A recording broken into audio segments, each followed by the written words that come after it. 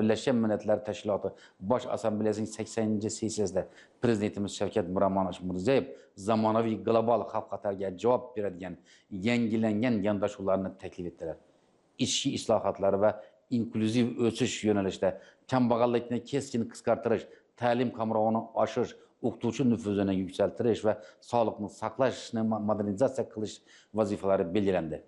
Yoshlar va gender masalalarida Osiyo xotin-qizlar forumini doimiy platformaga aylantirish hamda yoshlarni tinchlik, do'stlik va gumanizm ruhida tarbiyalashga qaratilgan jahon yoshlarining tinchlik sari harakati tashabbusi ilgari surildi. Suv, iqlim va migratsiya mavzularida suvni tejash bo'yicha butun jahon forumini o'tkazish, Orol bo'yini tiklash ishlarini izchil davom ettirish va iqlim migratsiyasiga oid global fakt zaruratini kun tartibiga qo'yish taklif etildi.